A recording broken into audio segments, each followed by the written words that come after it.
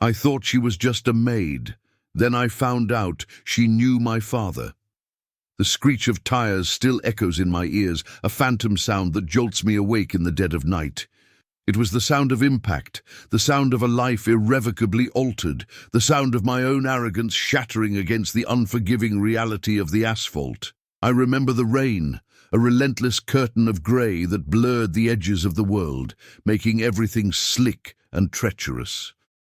My own world, I'd thought, was perfectly controlled, a polished chrome machine of my own design. I was a man who built empires with a handshake and a smirk, a man who saw people as either tools or obstacles. Empathy was a weakness, a luxury for those who didn't have to fight for every inch. My father, a man I barely knew, a ghost in the periphery of my privileged life, had left me a legacy of wealth, but also a reputation. And I, his son, was determined to outshine him, to build something even grander, even more impenetrable. That night, however, the rain washed away all pretenses of control. The flashing blue and red lights, the metallic tang of spilled gasoline, the hushed, urgent murmurs of paramedics. It all coalesced into a stark, undeniable truth. I had made a mistake, a monumental, unforgivable one. But the true reckoning wasn't in the sirens or the shattered glass. It was in the quiet, steady gaze of a woman I had barely registered before that moment. She stood on the periphery, a silhouette against the chaos, her face etched with a weariness that seemed to predate the accident itself. I had seen her before, of course, a fleeting presence in the background of my opulent life, a silent, efficient ghost, moving through the opulent halls of the estate my father had left me. Maria, the maid, that's all she was in my mind. A fixture as unremarkable as the antique furniture or the manicured gardens. She was part of the scenery, a silent observer in the grand theatre of my success. I never considered her thoughts, her feelings, her life beyond the sterile confines of her duties. Her existence was a given, a backdrop to my own vibrant narrative. I dismissed her with a nod, a curt instruction, a barely perceptible inclination of my head, never truly seeing her. The accident, the brutal, ugly accident, forced me to see. It stripped away the layers of my self-importance, the carefully constructed facade of invincibility. In the blinding glare of the headlights, amidst the wreckage of my carefully curated life, her presence became an anchor, a point of unsettling stillness in the storm. Her quiet observation, devoid of judgment but heavy with an unspoken understanding, was more potent than any accusation. It was the first crack in my impenetrable armor, the first whisper of a truth I had long ignored, that beneath the polished surface of my existence lay a profound and crippling blindness. The accident was not just a collision of metal and flesh, it was the collision of my insulated reality with the raw, unvarnished truth of human connection, a truth I had actively, diligently, and arrogantly avoided for years. The weight of that realization, the sheer, crushing immensity of my own ignorance, began to settle in my chest, a cold, heavy stone. I thought I understood power, control, and success. I was about to learn about something far more profound, something that would redefine everything I thought I knew about myself and the world. The shattered windshield was a mirror, reflecting not just the twisted metal, but the equally twisted landscape of my own soul. And in that reflection, I saw a stranger. The rain had stopped, but the air still hung thick with the scent of damp earth and exhaust fumes. I sat in the sterile white of the hospital room, the rhythmic beep of the monitor a maddeningly steady counterpoint to the chaos still churning inside me. The other driver, a young woman, had been the passenger. Her injuries were severe, a consequence of my reckless speed, my drunken disregard for the fragile boundary between life and death. I had walked away with bruises and a deep, gnawing shame. She had been airlifted, her future, her very breath, hanging precariously in the balance. The police report lay on the bedside table, a damning testament to my irresponsibility. But it was the words of the investigating officer that truly pierced the fog of my self-pity. She kept asking about you, he'd said, his voice neutral, devoid of emotion. Wanted to know if you were okay. And it was a simple statement, yet it landed like a physical blow. I, the one who had caused her pain, her potential ruin, was the one she was worried about. My carefully constructed world, built on a foundation of self-absorption and a profound lack of consideration for others, began to crumble. I saw myself through her eyes, a reckless, entitled fool. The image of her, pale and broken, lying in the wreckage, yet somehow concerned for her assailant, was a stark, undeniable contrast to my own internal landscape of denial and self-preservation. I had always operated with a transactional view of relationships. You helped me, I helped you, you were useful, I engaged, but her concern, unsolicited and entirely undeserved, was an anomaly. It defied my logic, my understanding of human interaction. It was a pure, unadulterated act of grace, a concept I had previously dismissed as a naive fairy tale. I remembered seeing her briefly at the scene, a fleeting glimpse before the paramedics swarmed her. She was young, her face a mask of pain, but even then I'd felt nothing but a flicker of annoyance that my evening had been so rudely interrupted. Now that memory was a brand, searing itself into my consciousness. I had been so consumed by my own perceived importance, my own manufactured crises, that I had been utterly blind to the humanity of the person I had endangered. The weight of that realization was crushing. It wasn't just about the legal consequences, the potential lawsuits, the damage to my reputation. It was the profound moral failing, the stark evidence of my own emotional bankruptcy. I had been so focused on accumulating power and wealth, on proving myself, that I had forgotten how to simply be human. I had traded compassion for ambition, empathy for expediency. And in that sterile hospital room, surrounded by the cold, impersonal efficiency of modern medicine, I finally understood the true cost of my choices. The silence in the room was deafening, broken only by the relentless beep of the monitor. It was a silence that amplified the screams within my own mind, a cacophony of regret and dawning self-awareness. I had always believed I was in control, that I dictated the terms of my existence. But in that moment, I knew I was utterly lost, adrift in a sea of my own making, with no compass and no shore in sight. The only certainty was the gnawing, undeniable truth that I had been profoundly, unequivocally wrong. Days bled into weeks. The hospital room became a temporary cage, a place of forced introspection. I received updates on her condition, always filtered through lawyers and intermediaries. She was stable, recovering, but the road ahead was long and uncertain.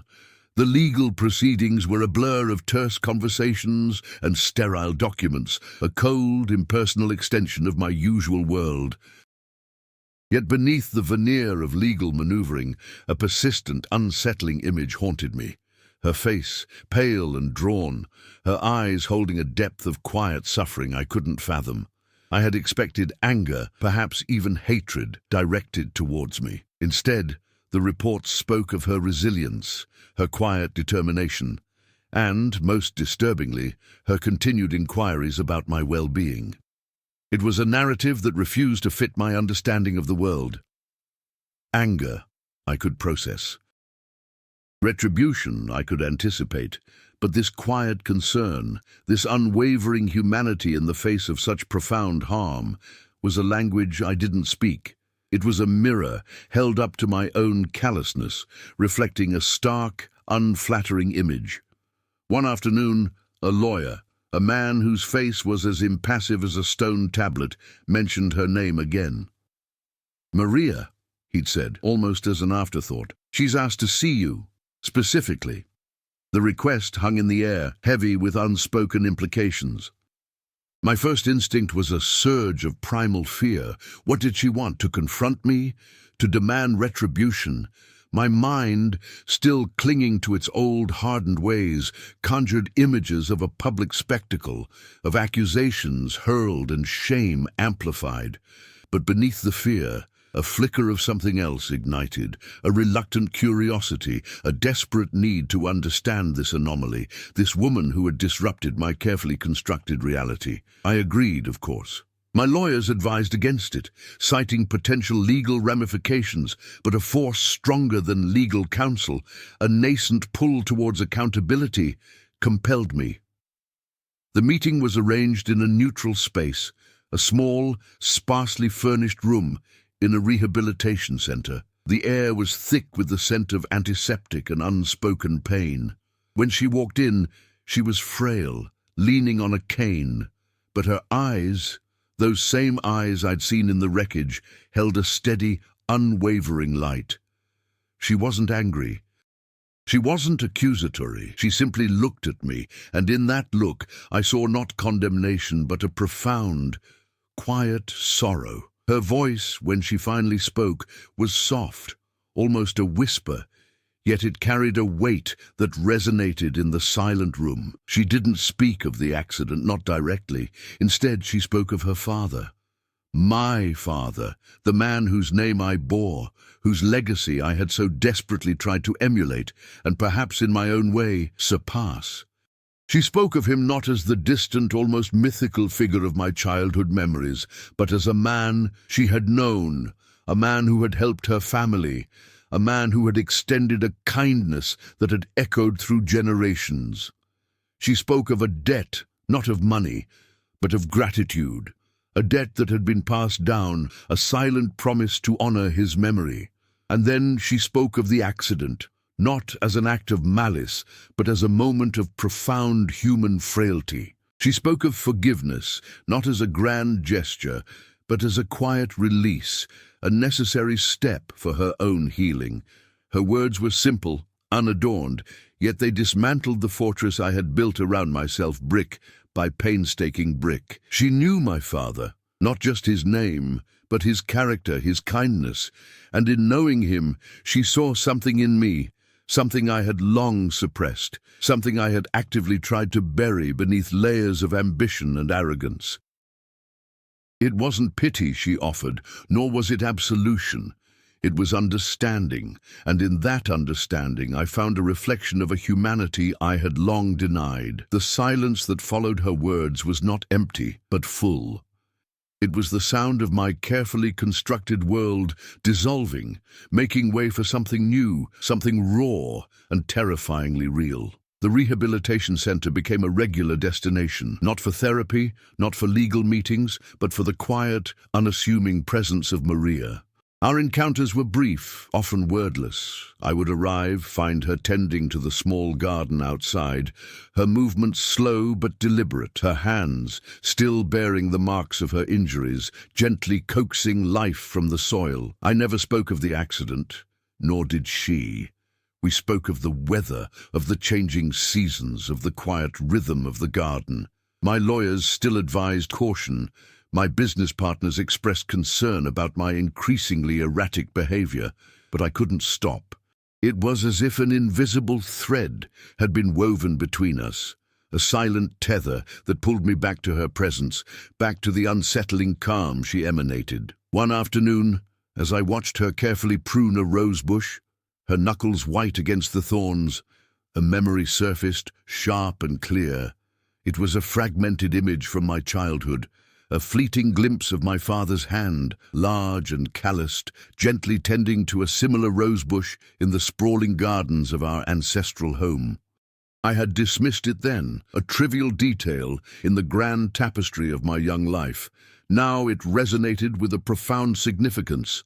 Maria's hands, her quiet dedication to nurturing life, her unspoken connection to my father, it all coalesced into a single, undeniable truth. She wasn't just a maid. She was a keeper of memories, a silent guardian of my father's legacy, a legacy I had nearly destroyed. The weight of that understanding settled upon me, not with the crushing force of guilt, but with a quiet, insistent hum of responsibility. I saw her not as a victim, but as an inheritor of a kindness I had long forgotten. I began to understand that my father's true legacy wasn't the wealth he had amassed, but the quiet acts of compassion he had sown, seeds that had improbably blossomed in the unlikely soil of Maria's life. My own actions, driven by a misguided ambition to outshine him, had been a betrayal of that true inheritance. The garden, once a symbol of her quiet resilience, became a metaphor for my own neglected spirit. The wilting plants, the overgrown weeds, reflected the barrenness of my own soul. I started to help her, tentatively at first. I would clear away debris, water the thirsty plants. My hands, once accustomed to the sterile feel of contracts and spreadsheets, now finding a different kind of purpose in the rough texture of soil and the delicate veins of leaves. Maria never spoke of my father directly, but her quiet acceptance, her gentle nod as I worked alongside her, was a silent acknowledgement, a bridge between my past and my potential future. It was in those shared moments of quiet labor, amidst the scent of damp earth and blooming flowers, that the first tendrils of empathy began to unfurl within me. I saw the world not as a series of transactions, but as a delicate ecosystem, where every action, every kindness, no matter how small, had the power to ripple outwards, to nurture and sustain. The man who had once seen people as tools or obstacles began to fade, replaced by someone who was slowly, tentatively, learning to see the inherent worth in every living thing. The scars on her hands, the lines of weariness on her face, were not signs of weakness, but of a profound strength, a testament to a life lived with a quiet dignity I had never possessed. The final negotiations were swift, almost anticlimactic. The settlement was substantial, more than enough to cover her medical expenses and ensure her future security. My lawyers handled the paperwork, their faces impassive, their words precise. But the transaction felt hollow, a pale imitation of the profound shift that had occurred within me. The true resolution wasn't in the legal documents, but in the quiet understanding that had passed between Maria and me. The day the settlement was finalized, I found her in the garden, the late afternoon sun casting long shadows across the manicured lawn. She was watering the roses, her movements slower now, a testament to her ongoing recovery.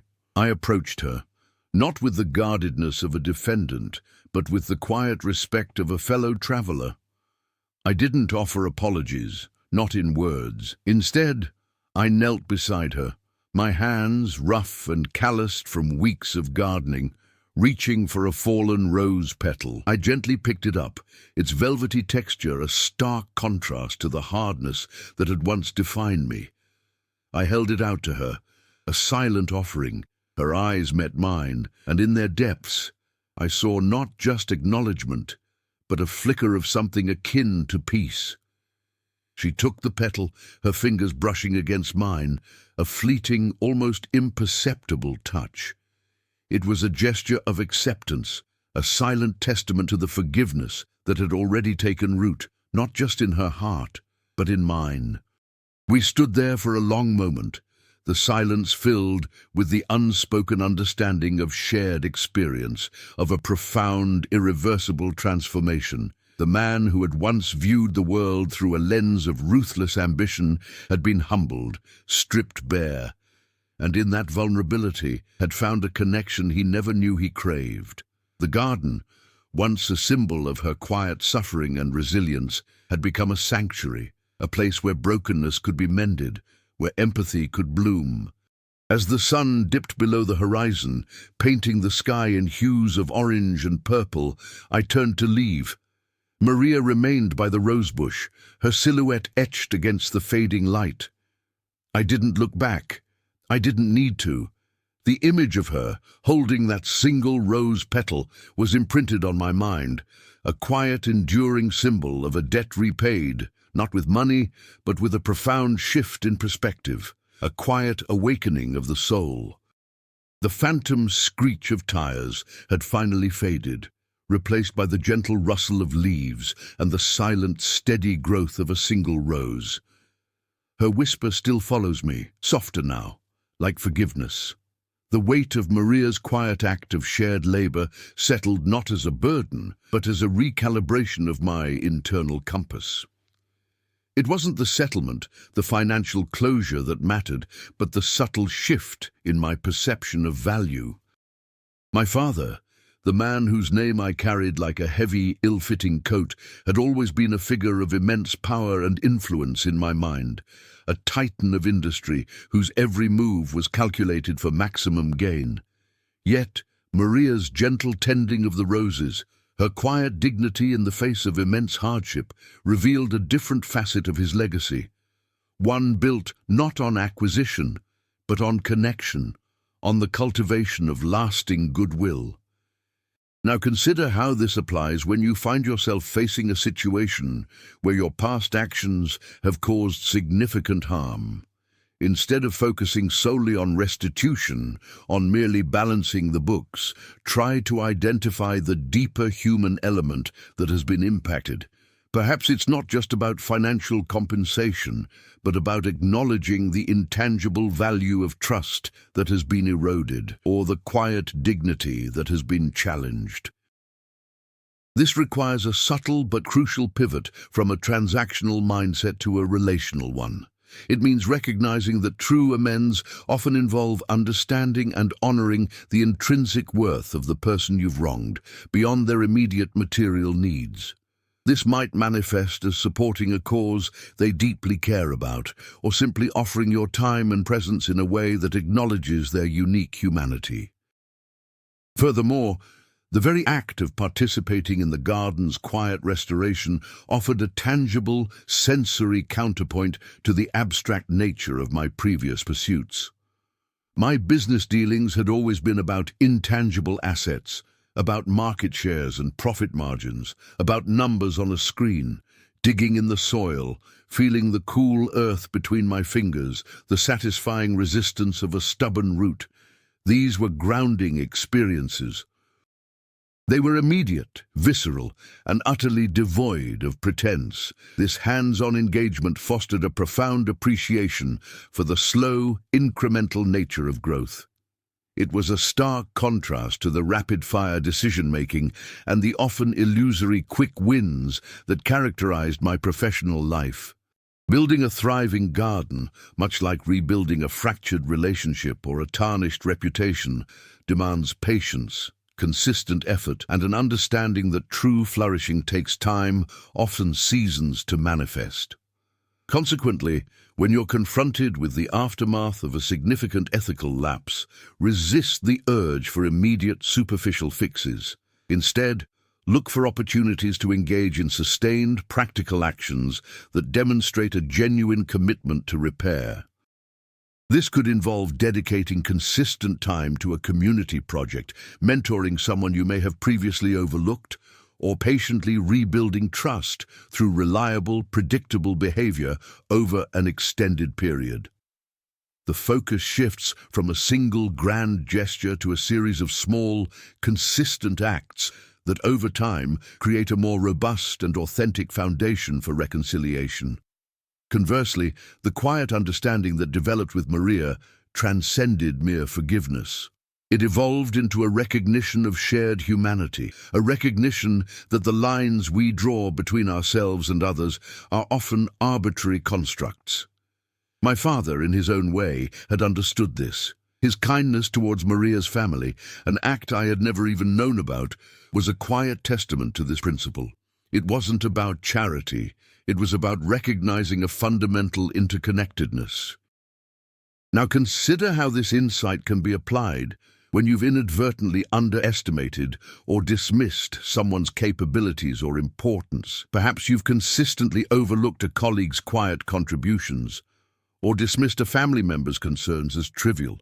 The lesson here is to actively seek out the untold stories, the unseen efforts. Make a conscious effort to understand the motivations and values of those around you, especially those you might have previously relegated to the periphery.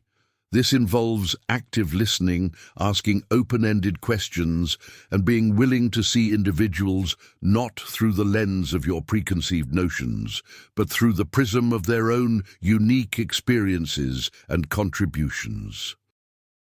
It's about acknowledging that everyone, regardless of their perceived status or role, possesses a depth of experience and a capacity for kindness that can, and often does, ripple outwards in ways we can scarcely imagine. The quiet acceptance of the rose petal, a fragile offering exchanged in the fading light, marked a profound internal shift. But the external world, with its intricate web of obligations and consequences, demanded more than symbolic gestures. My father's legacy, once a source of competitive drive, now presented itself as a complex tapestry of interwoven relationships and unspoken responsibilities. His early, unheralded kindness to Maria's family was not an isolated act of altruism. It was a pattern, a quiet philosophy woven into the fabric of his dealings, a principle I had been too myopic to recognize. Now consider how this applies when you realize a perceived weakness in your own approach, perhaps a tendency towards ruthless efficiency or a dismissal of less quantifiable contributions, is actually a blind spot that has led you to undervalue crucial aspects of leadership or personal integrity. The challenge isn't to abandon your core strengths, but to integrate a broader understanding of impact. This involves actively seeking out evidence of how seemingly minor acts of compassion or consideration, which you might have previously disregarded as insignificant, have fostered long-term loyalty, resilience, or even unexpected opportunities for others. It's about recognizing that true strength often lies not in dominance, but in the cultivation of a supportive ecosystem, where the well-being of the collective is intrinsically linked to the success of the individual. Building on this, however, the practical application of this broadened perspective requires a deliberate recalibration of how success is measured. My earlier definition had been narrowly focused on tangible outcomes, market share, profit margins, quantifiable growth. Maria's quiet dedication to nurturing life in the garden, a pursuit with no immediate financial return, demonstrated a different kind of prosperity, one measured in resilience, in sustained beauty, and in the quiet strength of a community that valued care over conquest. Consequently, when faced with a situation where your past actions have caused harm, the path to genuine amends involves more than just rectifying the immediate damage. It necessitates a sustained commitment to fostering positive growth in areas you may have previously neglected. This might mean investing time and resources into initiatives that support community well-being, championing overlooked talent, or establishing mentorship programs that prioritize development over immediate output. The goal is to cultivate an environment where the less quantifiable aspects of human flourishing, such as trust, mutual respect, and shared purpose, are not merely byproducts of success, but integral components of it. This requires a long-term vision, one that understands that the most enduring legacies are built not on fleeting victories, but on the steady, persistent cultivation of positive relationships and communal strength. Conversely, the recognition of my father's understated influence through Maria's life also highlighted the subtle yet powerful role of inherited values. My own ambition had been a reaction, an attempt to outrun his shadow, rather than to understand its substance. Maria, by contrast, had actively carried forward a fragment of his ethos, demonstrating that true legacy isn't solely about what is inherited in terms of material wealth or professional standing, but about the principles that are consciously preserved and propagated. Now consider how this applies when you discover that a core value you hold dear has been subtly undermined by your own actions or by the prevailing culture around you. The process of reclaiming that value involves more than just a verbal affirmation. It requires a conscious effort to identify and nurture the individuals or practices that embody that principle. This might involve actively seeking out and supporting colleagues who consistently demonstrate integrity, even when it's inconvenient, or championing projects that prioritize ethical considerations over expediency. It's about recognizing that values are not static pronouncements, but living forces that require consistent cultivation and defense, especially when they stand in contrast to more dominant, perhaps less scrupulous approaches. Another crucial layer is the understanding that genuine transformation is often an ongoing process, not a singular event. My initial interactions with Maria were driven by a sense of obligation, a need to atone for my recklessness. However, the subsequent weeks spent in the quiet rhythm of the garden, the shared labor and unspoken understanding, fostered a deeper, more authentic connection. It was in these sustained moments of shared purpose that the true seeds of empathy were sown. Consequently, when you're seeking to mend a fractured relationship or rebuild trust after a significant misstep, recognize that superficial apologies or quick fixes are rarely sufficient. The path to genuine reconciliation often involves a sustained commitment to demonstrating changed behavior, to consistently showing up and contributing in meaningful ways, even when the immediate need for atonement has passed. This requires patience, a willingness to weather periods of awkwardness or doubt, and a recognition that trust is not rebuilt in a single grand gesture, but through a series of small, consistent acts of reliability and genuine care.